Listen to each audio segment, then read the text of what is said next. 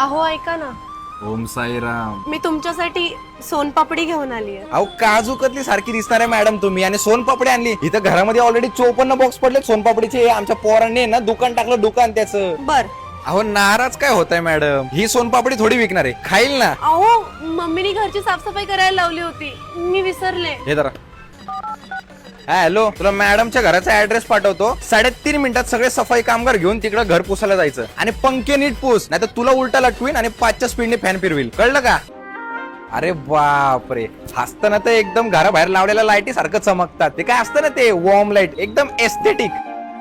आणि आज एवढ्या घाईमध्ये आल्या, लय आठवण येत होती वाटतं आमची. हो जरा घाईमध्ये चालले होते, पण तुम्हाला कसं कळालं? हातात बांगड्या दिसत नाहीये अय्या विसरलेच मी. म्हणून तुमच्यासाठी गिफ्ट आणलंय, करा हात पुढं. बाकी मी तुम्हाला दिवाळीच्या ड्रेसचा फोटो पाठवला होता, कशी दिसत होते मी? लक्ष्मी बॉम्ब सारखं रूप तुमचं, तोडतोडी सारखं बोलणं, कानातले झुमके म्हणजे लवंगीची माळ, तुमचं गोड हसणं म्हणजे पावसाचा वर्षाव, नागगोळी सारखे तुमचे डोळे बघून माझ्या खुशीचा राहत नाही ठाव, तुमच्या फुलझडी सारख्या स्वभावाने माझ्या प्रेमाचा रॉकेट पेटवला ना राव. इश. आईला झापूक झुपूक झाला वाटतं. अहो मॅडम, रात्री येताय ना मग सोबत फटाके फोडायला? माझ्यासारखा फटाका सोबत असताना तुम्हाला बाकी फटाक्याची काय गरज आहे? फटाक्याचं जाऊ द्या हो. आपण सोबत दिवाळी पहाटला सारसबागेत जाऊ.